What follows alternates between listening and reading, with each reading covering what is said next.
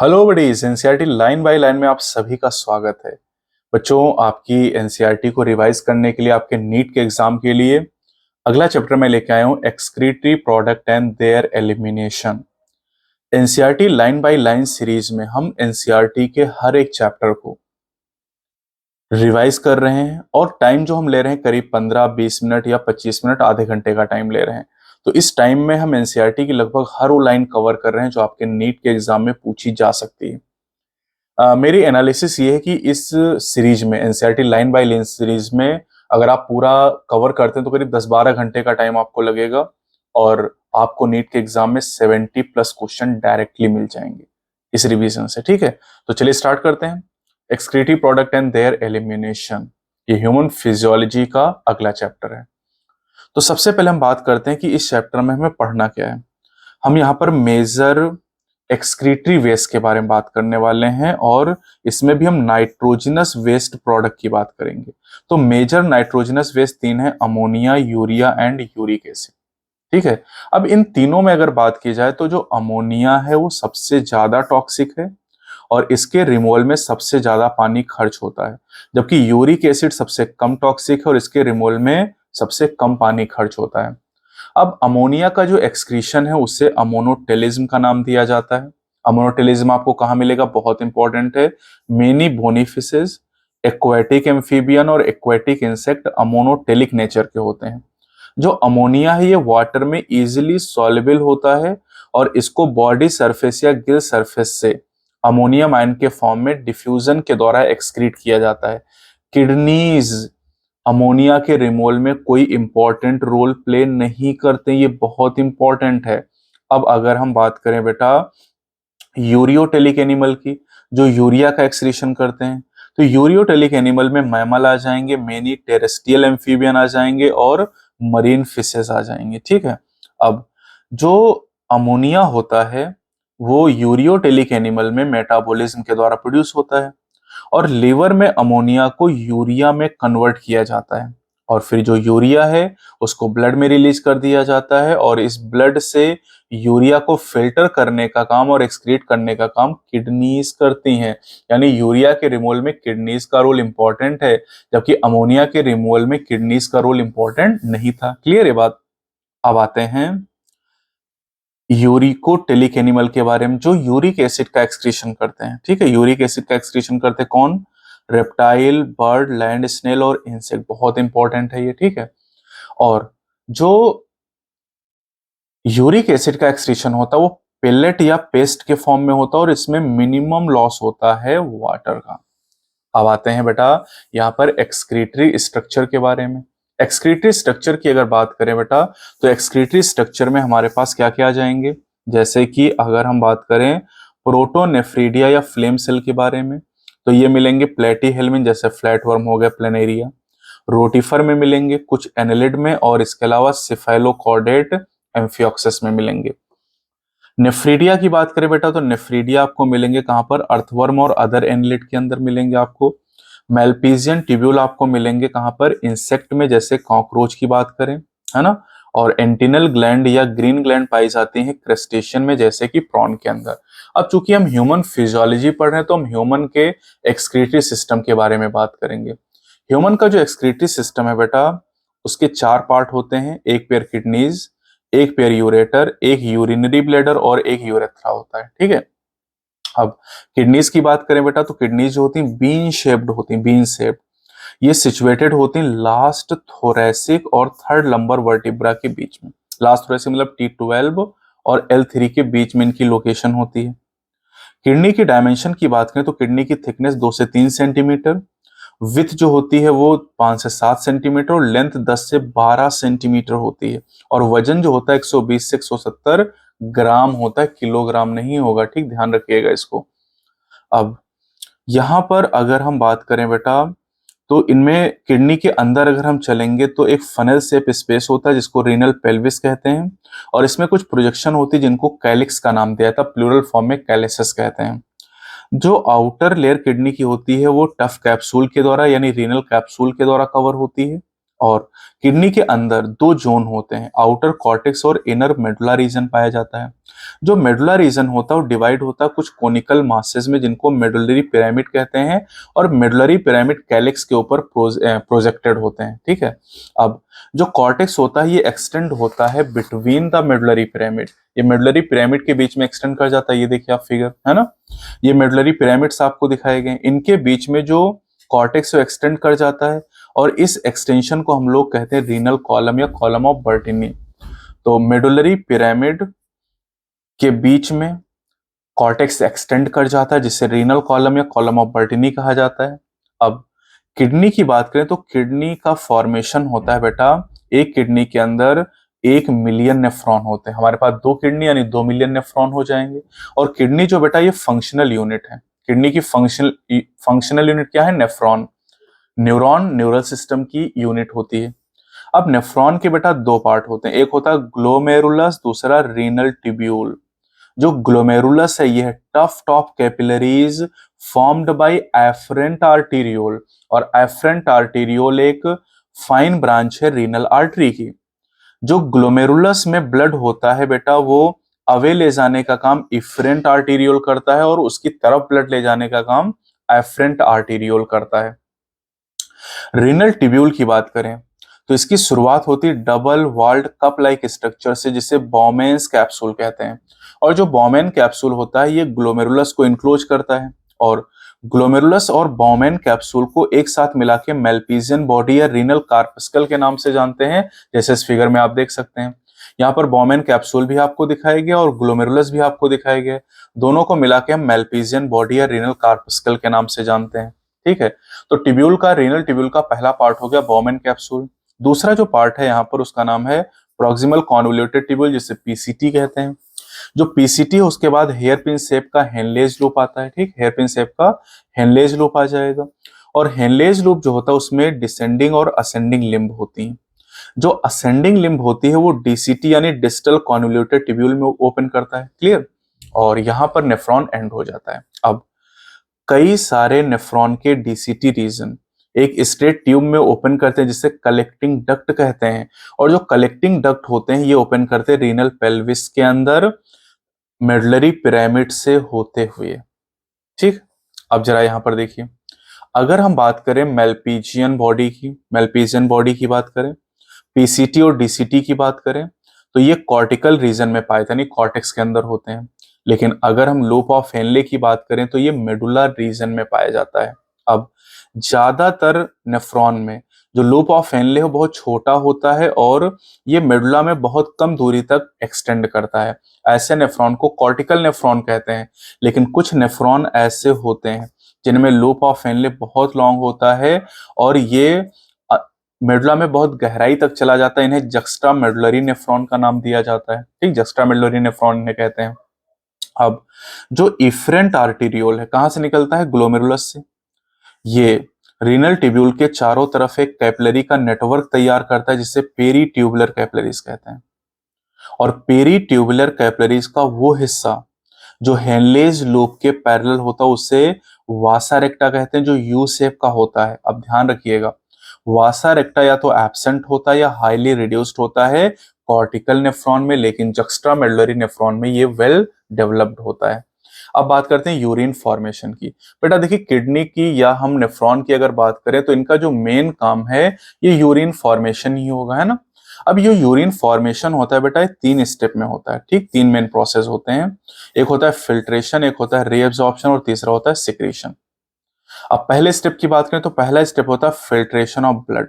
Blood को filter किया जाता है ना। और ब्लड को फिल्टर करता कौन है, ग्लोमेरुलस, जिसे ग्लोमेरुलर फिल्ट्रेशन भी कहते हैं।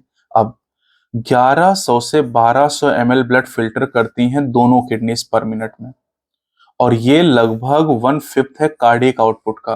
कार्डियक आउटपुट 5 लीटर है, 5000 ml, उसका करीब एक 1/5 यानी 20% हिस्सा, यानी 1100 से 1200 ml ब्लड दोनों किडनीज के 20 लाख नेफ्रॉन फिल्टर करते हैं। ठीक है, और फिल्टर करने के लिए यहाँ पर फिल्ट्रेशन मेम्ब्रेन होती है बेटा, जैसे डिफ्यूजन मेम्ब्रेन थी जब आपने breathing and exchange of gases पढ़ा था, यहाँ पर फिल्ट्रेशन मेम्ब्रेन है। तो फिल्ट्रेशन जो होता है वो 3 लेयर के थ्रू होता है, और यहाँ पर जो प्रेशर होता है बेटा उसे कहते हैं ग्लोमेरुलर कैपिलरी ब्लड प्रेशर के द्वारा फिल्ट्रेशन होता है ब्लड का 3 लेयर। कौन सी? Endothelium of glomerular blood vessel, ठीक। इसके अलावा the epithelium of Bowman capsule and basement membrane, वहां पर डिफ्यूजन मेम्ब्रेन पढ़ते समय बेसमेंट सब्सटेंस आपको मिला था, है ना। तो ये 3 लेयर हो गई यहाँ पर। अब जो बॉमेन कैप्सूल की एपिथेलियल सेल होती है उन्हें कहते हैं पोडोसाइट, और पोडोसाइट इंट्रिकेट मैनर में अरेंज होती, मतलब इस तरीके से अरेंज होती कि उनके बीच माइन्यूट स्पेस बनते जिन्हें फिल्ट्रेशन स्लिट या स्लिट पोर का नाम दिया जाता है। अब जब ब्लड फिल्टर होके बॉमेन कैप्सूल की कैविटी के अंदर आता है, ल्यूमेन के अंदर आता है, तो क्या पहुंचता है वहां पर? ग्लोमेरुलर फिल्ट्रेट पहुंचता है, और उस फिल्ट्रेट में सार प्लाज्मा के सारे कॉन्स्टिट्यूएंट होते हैं एक्सेप्ट द प्रोटीन। तो जो फिल्टर होके बॉमेन कैप्सूल की कैविटी में आता है उसे ग्लोमेरुलर फिल्ट्रेट कहा जाता है, और ग्लोमेरुलर फिल्ट्रेट में प्लाज्मा का सारा कॉन्स्टिट्यूएंट होता है एक्सेप्ट द प्रोटीन।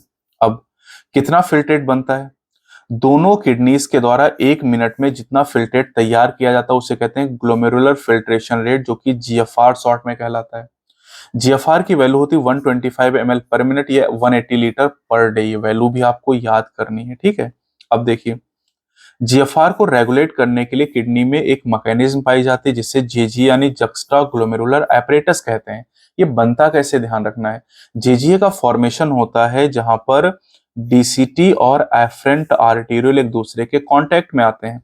अगर जीएफआर कम हो जाए तो जेजी सेल एक्टिवेट हो जाती है और रेनिन को रिलीज करती हैं, और रेनिन जो होता है ग्लोमेरुलर ब्लड फ्लो को बढ़ाता है जिससे जीएफआर नॉर्मल हो जाता है। अभी जब हम रेगुलेशन पढ़ेंगे तो इसके बारे में डिटेल में हम बात करेंगे। अब देखिए, एक दिन में जो फिल्ट्रेट बना वो 180 लीटर बना, लेकिन यूरिन हम जो रिलीज करते हैं वो 1.5 लीटर करीब रिलीज करते हैं, यानी जो फिल्ट्रेट बना उसका 1% से भी कम हिस्सा यूरिन में कन्वर्ट हुआ। इसका मतलब कि 99% से ज्यादा फिल्ट्रेट रीअब्सॉर्ब कर लिया गया। इस प्रोसेस को कहते हैं रीअब्सॉर्प्शन। अब रीअब्सॉर्प्शन की बात करें तो एक्टिव या पैसिव मैकेनिज्म के द्वारा होगा, जैसे glucose, amino acid, sodium ion, इनका रीअब्सॉर्प्शन एक्टिवली होगा, लेकिन नाइट्रोजनस वेस्ट का जो रीअब्सॉर्प्शन होता है वो पैसिव होता है। वाटर का जो रीअब्सॉर्प्शन होता है वो भी पैसिवली होता है बेटा, ठीक है। अब देखिए आते हैं तीसरे स्टेप की बात करते हैं, सिक्रीशन। तो सिक्रीशन किसका होता है बेटा? Hydrogen ion, potassium ion, ammonia, इनका सिक्रीशन किया जाता है। और ये जो सिक्रीशन होता है ये आयनिक बैलेंस को और एसिड बेस बैलेंस को बनाने में हेल्प करता है। अब बात करते हैं फंक्शन ऑफ ट्यूब्यूल के बारे में, ये भी इंपॉर्टेंट पार्ट है, नीट में सवाल पूछे जाते हैं, ठीक है। फंक्शन ऑफ ट्यूब्यूल की अगर हम बात करें बेटा तो फंक्शन ऑफ ट्यूब्यूल में हम सबसे पहले यहाँ पर बात करेंगे प्रॉक्सिमल कॉन्वोल्यूटेड ट्यूब्यूल यानी पीसीटी रीजन के बारे में, ठीक। पीसीटी रीजन की बात करें तो पीसीटी लाइंड होता simple cuboidal brush border epithelium, इसके बारे में पहले भी बात कर चुके हैं, ठीक है। ये सरफेस एरिया को बढ़ाता है। अब लगभग 100% न्यूट्रिएंट जैसे ग्लूकोज है, अमीनो एसिड है, लगभग 100% एब्जॉर्ब हो जाएंगे। 70 to 80% इलेक्ट्रोलाइट यानी आयन और वाटर रीअब्सॉर्ब होंगे पीसीटी रीजन में, ठीक है। इसके अलावा यहाँ पर हाइड्रोजन आयन, अमोनिया और पोटेशियम आयन का सिक्रीशन होगा और बाइकार्बोनेट का रीअब्सॉर्प्शन हो जाएगा, ठीक है। अब हेनलेज लूप की बात करते हैं। तो हेनलेज लूप में रीअब्सॉर्प्शन जो होता है वो मिनिमम होता है असेंडिंग लिम्ब में। अब यहां पर ध्यान ये रखना कि जो डिसेंडिंग लिम्ब होती लूप ऑफ हेनले की वो परमेबल होती वाटर के लिए, लेकिन इम्परमेबल है इलेक्ट्रोलाइट के लिए। और इसी वजह से जब फिल्ट्रेट नीचे जाता है डिसेंडिंग लिम्ब में तो कंसंट्रेट होता जाता है। असेंडिंग लिम्ब में उल्टा कर देना, ये इम्परमेबल वाटर के लिए लेकिन इलेक्ट्रोलाइट के लिए परमेबल होते, और इसीलिए जब कंसंट्रेटेड फिल्ट्रेट ऊपर की तरफ पास होगा असेंडिंग लिम्ब में तो डाइल्यूट होता चला जाएगा। अब डीसीटी रीजन की बात करते हैं। डीसीटी रीजन में क्या होता है? Conditional reabsorption of sodium and water. Conditional, condition क्या है? हार्मोन, ठीक है। अब यहां पर देखिए तो बाइकार्बोनेट का भी रीअब्सॉर्प्शन होता है और सिक्रीशन होता है हाइड्रोजन आयन का, पोटेशियम आयन का और अमोनिया का। इसके बाद हम बात करते हैं कलेक्टिंग डक्ट के बारे में। कलेक्टिंग डक्ट की अगर बात की जाए तो कलेक्टिंग डक्ट कॉर्टेक्स से लेकर मेडुला तक एक्सटेंड करती है और यहां पर काफी ज्यादा मात्रा में वाटर का रीअब्सॉर्प्शन होता है, ठीक है, जिससे कंसंट्रेटेड यूरिन बनती है। यूरिन टर्म पहली बार हम इसी कलेक्टिंग डक्ट में यूज करते हैं। है ना। इसके अलावा स्मॉल अमाउंट में यूरिया का भी यहाँ पर रीअब्सॉर्प्शन होता है जो मेडुलरी इंटरस्टिशियम में जाती है। ये फिगर आप देख सकते हैं, ये कलेक्टिंग डक्ट दिखाई गई और यहाँ से यूरिया का रीअब्सॉर्प्शन मेडुलरी इंटरस्टिशियम में आपको दिखाया गया है। ये ऑस्मोलैरिटी को मेंटेन करने के लिए होता है ना। साथ ही साथ यहाँ पर सिक्रीशन होता है हाइड्रोजन आयन और पोटेशियम आयन का। अब हम बात करते हैं काउंटर करंट सिस्टम के बारे में। काउंटर करंट सिस्टम का क्या काम है? This is the mechanism to concentrate the filtrate. Filtrate जितना कंसंट्रेट होगा वाटर का लॉस उतना ही कम होगा, और हमें पानी को बचाना है क्योंकि हम टेरेस्ट्रियल ऑर्गेनिज्म हैं। तो अब मैमल्स के केस में जो हेनलेज लूप और वासा रेक्टा होते हैं ये फिल्ट्रेट को कंसंट्रेट करने में इंपॉर्टेंट रोल प्ले करते हैं। अब अगर यहां देखिए तो फिल्ट्रेट का जो फ्लो है हेनलेज लूप की दोनों लिम्ब में वो अपोजिट डायरेक्शन में होगा, इसलिए काउंटर करंट बन जाएगा। इसी तरह वासा रेक्टा की दो लिम्ब होती हैं, उसमें जो ब्लड का फ्लो होता है वो भी काउंटर करंट के फॉर्म में होता है, यानी दो काउंटर करंट यहाँ पर पाई जाती हैं, एक हेनलेज लूप के अंदर और एक वासा रेक्टा के अंदर। अब करें प्रॉक्सिमिटी मतलब नजदीकी, नजदीकी समझते हो ना। The proximity between the Henle's loop and vasa recta as well as counter current in them help in maintaining increasing osmolarity towards inner medullary interstitium, that is 300 milliosmol per liter to cortex to about 1200 milliosmol per liter inner medulla। आप देखो जरा यहाँ पर अगर cortex reason को आप देखो तो यहाँ पर 300 मिलियास्मोल पर लीटर की ऑस्मोलैरिटी है, और इनर मेडुला में अगर चले जाओ तो 1200, यानी यहाँ पर अगर ऑस्मोलैरिटी में ग्रेडियंट देखो तो 4 गुने का ग्रेडियंट, 4 टाइम्स का ग्रेडियंट यहाँ पर आपको मिलेगा, है ना, आउटर कॉर्टेक्स और इनर मेडुला के बीच में। अब ये जो ग्रेडियंट है ये ग्रेडियंट मेनली कॉज किया गया NaCl और यूरिया के द्वारा। NaCl और यूरिया इस ग्रेडियंट को कॉज करते हैं, ठीक है।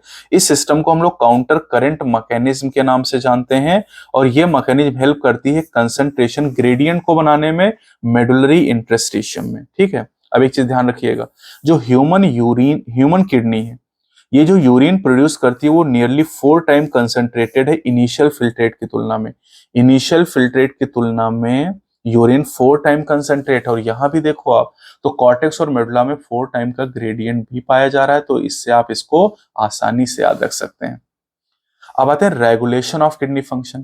बेटा रेगुलेशन की बात करें तो रेगुलेशन हार्मोनल फीडबैक मैकेनिज्म के द्वारा होता है, हाइपोथैलेमस के द्वारा, जेजीए के द्वारा और हार्ट के द्वारा। अब सबसे पहले हाइपोथैलेमस की बात करें, हमारे हाइपोथैलेमस में ऑस्मो रिसेप्टर पाए जाते हैं। ये एक्टिवेट होते हैं जब ब्लड वॉल्यूम चेंज हो, बॉडी फ्लूइड वॉल्यूम चेंज हो या आयनिक कंसंट्रेशन चेंज हो। अगर बॉडी से फ्लूइड का ज्यादा लॉस हो जाए तो ऑस्मो रिसेप्टर एक्टिवेट हो जाएंगे और ये हाइपोथैलेमस को सिग्नल देंगे, और हाइपोथैलेमस क्या करेगा, न्यूरोहाइपोफाइसिस यानी पोस्टीरियर पिट्यूटरी से एंटी डायूरेटिक हार्मोन एडीएच या वैसोप्रेशन को रिलीज करा देगा। अब जो एडीएच हार्मोन ये क्या करेगा, ये वाटर को रीअब्सॉर्ब कराएगा लेटर पार्ट ऑफ ट्यूब्यूल यानी डीसीटी और कलेक्टिंग डक्ट से, और इस तरीके से डायूरेसिस को प्रिवेंट करेगा। डायूरेसिस का मतलब क्या होता है, ज्यादा मात्रा में अगर यूरिन के द्वारा वाटर का लॉस हो रहा तो उसे डायूरेसिस कहते हैं, इसलिए इस हार्मोन को एंटी डायूरेटिक हार्मोन कहते हैं। अब जब अच्छा एडीएच का एक काम और होता है, एडीएच कॉन्स्ट्रिक्टरी इफेक्ट प्ले करता है ब्लड वेसल पे। ब्लड वेसल को कॉन्स्ट्रिक्ट कराएगा तो ब्लड प्रेशर बढ़ेगा, और ब्लड प्रेशर के बढ़ने की वजह से जो ग्लोमेरुलर ब्लड फ्लो बढ़ जाएगा और जीएफआर भी इंक्रीज कर जाएगा। क्लियर, तो जीएफआर को भी बढ़ा रहा है ना। अब देखिए जेजीए की बात करें बेटा, तो जेजीए अगर मान लो कि ग्लोमेरुलर ब्लड फ्लो या ग्लोमेरुलर ब्लड प्रेशर है, जीएफआर कम हो जाए, तो जो जेजीए की जेजी सेल है वो एक्टिवेट होकर रेनिन को रिलीज करेंगे। रेनिन हमारे ब्लड में जो एंजियोटेंसिनोजन नाम की इनएक्टिव प्रोटीन है उसको एंजियोटेंसिन 1 में और फिर एंजियोटेंसिन 2 में कन्वर्ट कर देगा। अब जो एंजियोटेंसिन 2 है ये पावरफुल वैसो कॉन्स्ट्रिक्टर है जो ग्लोमेरुलर ब्लड प्रेशर को बढ़ाएगा और इस तरीके से जीएफआर को इंक्रीज कर देगा, ठीक है। अब जो एंजियोटेंसिन 2 है ये एड्रिनल कॉर्टेक्स को एक्टिवेट करेगा एल्डोस्टेरोन रिलीज करने के लिए।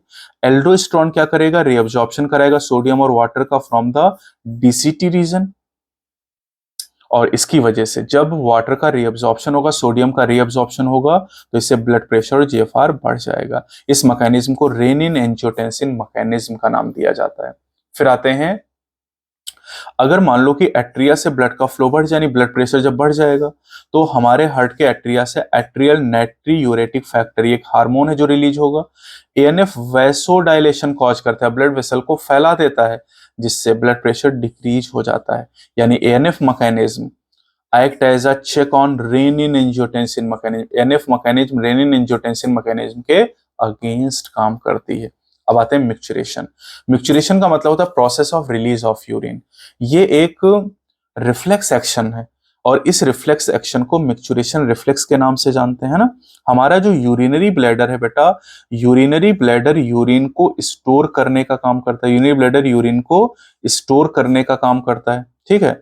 अब हमारे यूरिनरी ब्लैडर में स्ट्रेच रिसेप्टर पाए जाते हैं, और जब यूरिनरी ब्लैडर फिल हो जाता है तो स्ट्रेच रिसेप्टर जो वॉल ऑफ यूरिनरी ब्लैडर में वो सिग्नल सेंड करते हैं सीएनएस को, और सीएनएस उसके बाद मोटर मैसेज देता है, और उन मोटर मैसेज के द्वारा जो स्मूथ मसल है यूरिनरी ब्लैडर की, उनमें कॉन्ट्रैक्शन होता है, और उसी समय रिलैक्सेशन होता है यूरेथ्रल स्फिंक्टर का, जिससे यूरिन रिलीज हो जाती है। इसी को मिक्चुरेशन कहते हैं, और इस रिफ्लेक्स को मिक्चुरेशन रिफ्लेक्स कहते हैं। अब अगर एक दिन की बात करें तो 1 से 1.5 लीटर यूरिन हम पास करते हैं।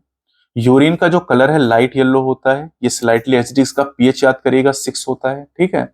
और हम 1 से 1.5 लीटर यूरिन के द्वारा 25 से 30 ग्राम यूरिया एक्सक्रीट करते हैं एक दिन, यानी 24 आवर की अगर बात करें, है ना। अब यूरिन की जो एनालिसिस है उससे हम क्लिनिकल डायग्नोसिस करते हैं, यानी किडनी की बीमारियों का पता लगाते हैं। जैसे अगर ग्लाइकोसूरिया की बात करें, ग्लाइकोसूरिया और कीटोन्यूरिया। ग्लाइकोसूरिया क्या है? Presence of glucose in urine, and ketonuria presence of ketone bodies in urine. ये दोनों ही कंडीशन इंडिकेटिव है डायबिटीज मिलेटस, जिसको आप शुगर की बीमारी कहते हैं। अब बात करते हैं role of other organ in excretion. Kidneys के अलावा हमारे जो लंग्स, लीवर, स्किन, ये भी एक्सक्रीटरी वेस्ट के रिमूवल में मदद करते हैं। जैसे लंग की बात करें तो हमारे लंग लार्ज अमाउंट में CO2, कितना 200 ml पर मिनट रिलीज करते हैं, और साथ ही कुछ मात्रा में वाटर।